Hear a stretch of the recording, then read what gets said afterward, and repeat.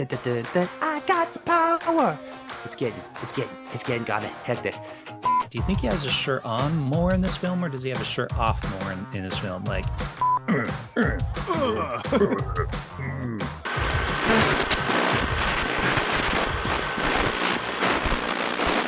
Perfect Weapon, starring Jeff Speakman. as Jeff Sanders. I like how they always have their first name is the same as their guy, but then Mhm. just a different last name. Like, no, it's not really this guy, but it kind of is. Yeah. I mean, But basically, as the guy's like a black belt, 6 level black belt in multiple forms of martial arts. And did you know there's a black belt Hall of Fame? yeah, I found that out recently because Cynthia Rothrock was entered in that.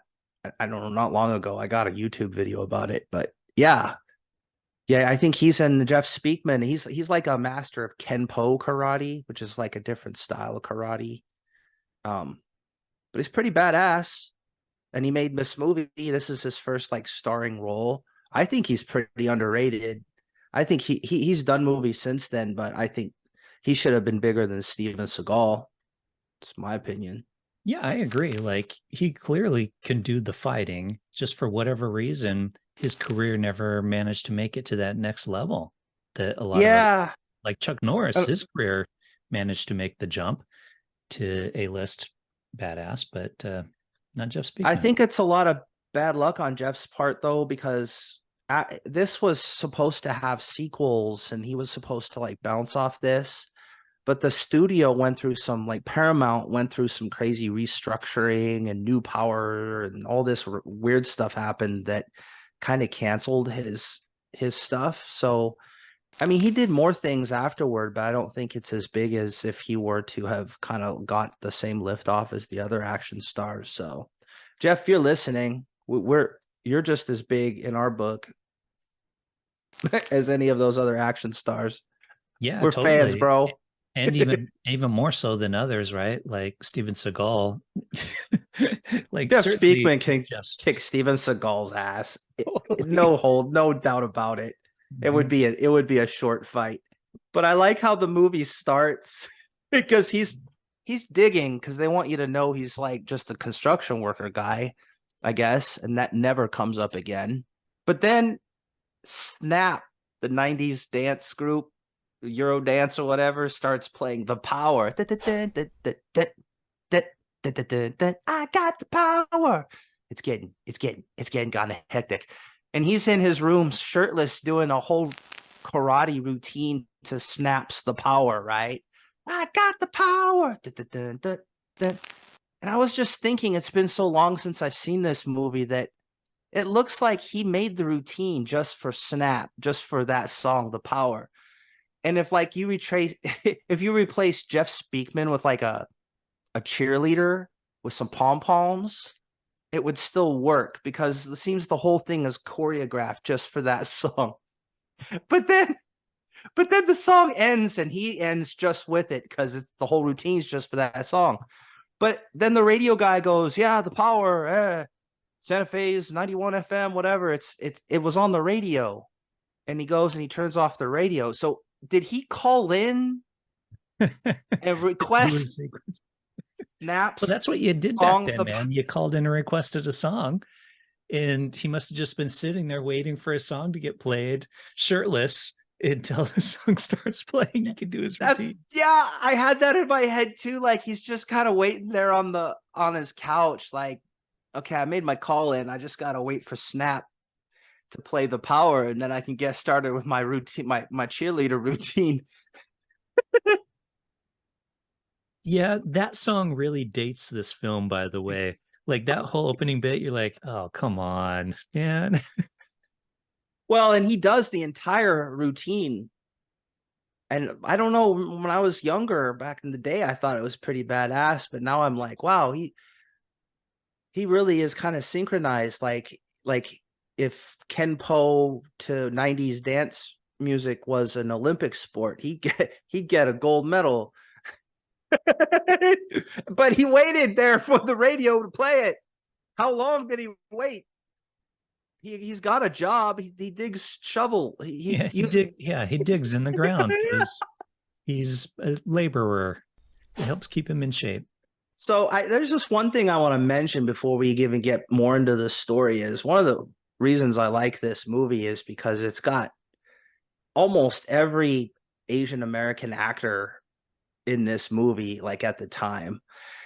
And that's a cohort of Asian American actors that, and their IMDb pages are huge because I think they're the hardest, or they were the hardest working actors in Hollywood because there's kind of a small cohort of them, and they always have kind of like either you teach the white guy how to kick ass, or or you are the guy that the white guy kicks your ass, right? Yeah, it's But like they're we need the leader of some Asian gang. So we'll go with one of these guys. And now we need the wise Asian guy who helps the main hero. And it's like, okay, we'll go with the other one. And of course, we need the Asian badass that he gets in a fight with. Okay, here's this one. Yeah. Yeah. All yeah. these guys. So to mention some of them, their friend, his friend who ends up getting killed, which is why he goes looking around for who killed him, and he starts kicking ass. Is played by the character's Kim is played by Mako, a very hardworking actor. You might know him best as from Conan the Barbarian as the narrator and the wizard, but he also did a lot of voice acting, like Avatar: The Last Airbender. He played Uncle Iroh, so he did a lot of voice acting. Um, the kid Jimmy Ho. Was he also in Magnum PI? Or am I I thinking? think everybody I'm gonna mention was in Magnum PI. Yeah, yeah. He did an At episode of some Magnum point. PI just Yeah. left. Yeah. Um, but that the kid, Jimmy Ho, he's played by Dante Bosco. You might know him best as Rufio from Hook. But he's done a trillion other things, including a lot of voice acting. The martial arts instructor Seth Sakai, his master who wants to temper his wild spirit when he's a young guy. He was in a lot of episodes of Magnum PI. You have seen him in Magnum PI, as well as a whole bunch of episodes of Hawaii Five-0, Airwolf. You name it, he was in it. As far as TV goes, then another actor that I like is Clyde Kusatsu. He plays the detective, and Clyde often plays like the doctor or the detective or the teacher. Like he's the straight man, right? He's the guy who has shit together. He often plays those roles. Also was in Magnum PI. Yeah, he was. You know it. Multiple episodes. Yeah. Hiroyuki Tagawa. You know him best as Shang Tsung in Mortal Kombat, but again, he's been in a million things, including Hawaii Five-0. I don't think he was in Magnum PI though. I don't think so either. Maybe he should have tried to do that, but you know him from Mortal Kombat. Yeah. You have Professor Toru Tanaka, the giant dude, the bad guy. He's giant, dude. He's like this big. Anytime you need like a brick shit house, you call Professor Tanaka, right? Yeah. And so you know him from all kinds of. Remember Martial Law? We did a review of Martial Law. Yeah, he was Jimmy Kong in Martial Law. If you need a big badass guy, Asian dude like it, you call Professor Tanaka. And then last but not least, the actor who played Yang is James Hong. We probably know him best from Big Trouble in Little China, but that's the first thing I thought of when I saw him on screen. Yeah, but he's also voice actor, Kung Fu Panda. If you look at his IMDb page, you literally will be scrolling because he is still working. He's been working since like the 50s. 455 credits. Yeah, so according to what I've read, he's considered the most prolific actor in English language cinema. And that's just not an Asian actor thing. That's in English language cinema, he is considered the most prolific actor. Well, so James Hong is a legend. Totally. And he did one episode of Magnum PI, in case you were wondering. He's in the club. He's in the Magnum PI club. So I just wanted to give a call out to some of my favorite Asian American actors because there was really kind of a cohort in the 80s and 90s of, I think they're maybe taking on more lead roles and stuff, which is great. But back then there was a cohort of, that's why their IMDb pages are massive, because they called the same Asian American actors to do roles for movies, and they just worked hard. So it's pretty cool. Shout out. Should we mention the love interest that seemed a relatively pointless Oh, character? Mariska Hargitay? Hargitay? Yeah. She It's has like absolutely no no purpose. She shows up once in a while as the we grew up together, but she says nothing. I guess there was when it played on TV, there are some deleted scenes with a little bit more with her. Oh, But that would make more sense. That would make more sense, right? Because she is absolutely useless, which is interesting because Mariska is like a Golden Globe of, like, she went on to win Golden Globes, and she's at People's Choice Awards and Primetime Emmys. She's accomplished. She's an award-winning actress. And you wouldn't know that from this movie because she does nothing. She just looks. Even the little girl who played her when they were young does more acting than poor Mariska did. She's pointless.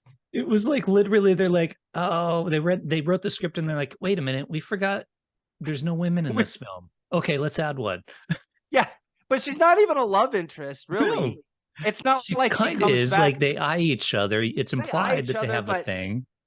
It's not like, okay, I grew up with this girl, but then we go apart, but then we get back together, like Forrest Gump style. It's like she's just like kind of hanging around and nothing ever happens with her.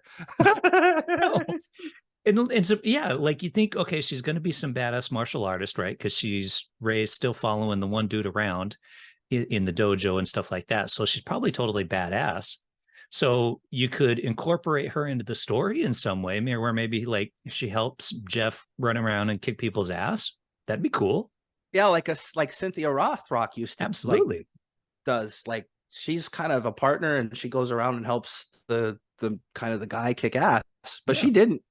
No, she just kind of eyeballed him out of the dojo here and there. Oh, he's passing by the dojo. We have memories, and then that's it. Nothing else happens. The story moves on. All right, so should we go into the plot a little bit? Sure. You want to take it, or do you want me to take it? Well, I'll start and you take over. How about that? So okay. It starts off by conveniently, Jeff decides to give Mako a phone call out of the blue. Apparently hasn't talked to him in years, which just conveniently coincides with the same moment that Mako is getting harassed by these gangsters and they want to use his shop to deal drugs out of. And Jeff overhears this on the phone and decides to come to the rescue. So good thing that he decided to call his old friend at that moment.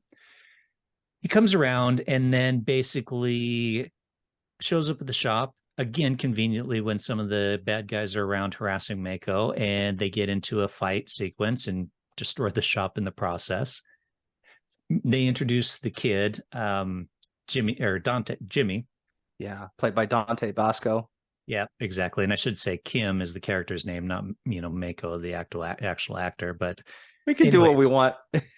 Remember, it's our show. So Dante, the kid, is introduced, and he shows up periodically throughout. And Jeff decides that he's going to help his old friend out with these gangsters. And his old friend's like, no. Don't help me out with these gangsters. You'll just cause more trouble because they don't like there being an outsider here. And he's like, okay, I won't. I'm just going to go for a walk. And something bad happens to Kim, and that then forces Jeff to get involved. Yeah, but we have to do a flashback like he was doing in his car, though, in his convertible on his long ass drive. I don't know where he was going from and to, but it seemed like it took a while. Well, it was a long-ass flashback, so I guess they needed a lot of time for that flashback. That's right. Yeah, so he does the flashback, and he's he's this angry kid because his mom died and he's got a little brother, but his father, who's a police captain or whatnot, can't handle him, so he wants to send him to military school. But Mako's like, no, I got something better. We'll send him to kenpo school. We'll send him to the master's kenpo school, and then he'll learn discipline there.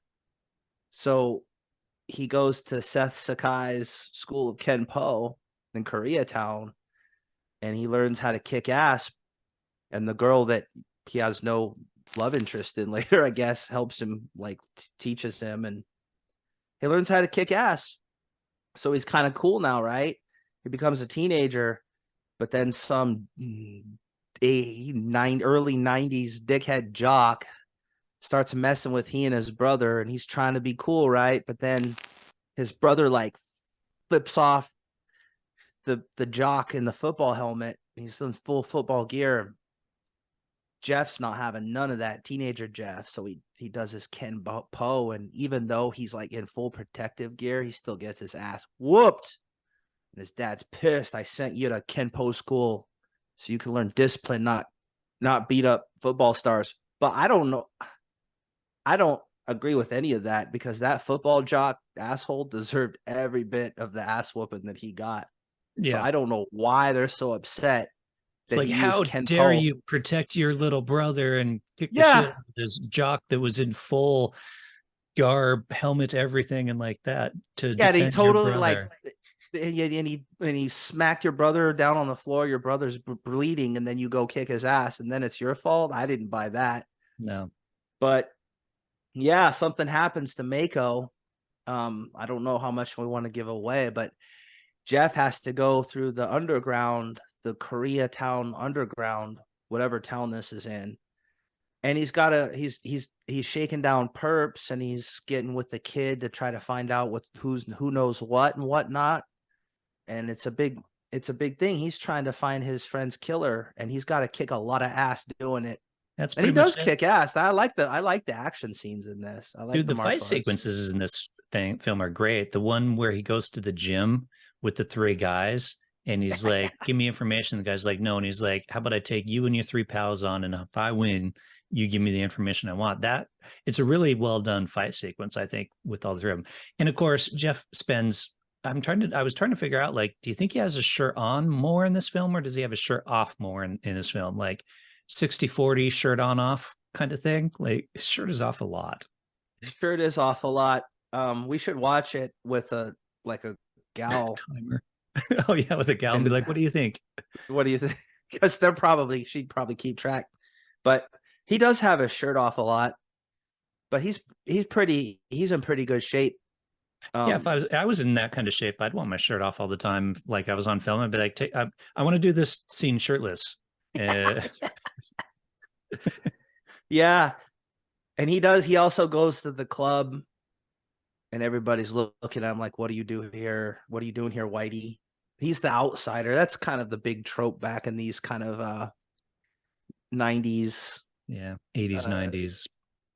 Martial arts flicks is you're the white guy, you're the outsider, but you know our ways, or kind of something like that, right? So the scene in the club's pretty cool too, because he does a lot of ass whooping in the club. But then, yeah, James Hong, ends up, being like, hey, Mako is my friend too, so you should go figure out what's going on. I know it's this guy, this other gang boss, but I can't go to him, because if I do, I'm going to start a Koreatown war. So we need an outsider like you. So he goes and he kicks more ass with this mafia guy, and he's really just looking around a lot, and he's getting a lot of information, but he's got to kick a lot of ass to get the information that he gets. You know what I mean? So it's kind of like if there was the Perfect Weapon video game, it would be kind of partially action, but partially kind of a role play kind of thing, where you have to go and kick ass, and they give you information, and then they give you information to go somewhere else, where you got to kick more ass and get more information to go somewhere else. It'd be kind of a role play game, right? Yeah, totally true. That's exactly what this is. As you work your way up to the top, to Professor Tora Tanaka, in order for the final fight against him. What did you notice? Like the scene where he's breaking into the warehouse, you've got these like just honest warehouse workers doing a day's work, and then he kind of sneaks into the warehouse and then beats up the first couple guys, and they're just doing their job. And then like after that, a couple of the guys go and attack him, but before that, he's like just knocking guys out and stuff like that, and they're just like, "Hey man, I just clocked in. I just got this job. I'm Dude, trying I'm to just get some much. I'm trying to get the college thing going on. They said yeah, they give man. me tuition assistance. Why are you beating me up? Trying to take care of my family, lifting these crates, moving them from one place to another, and you knock me unconscious."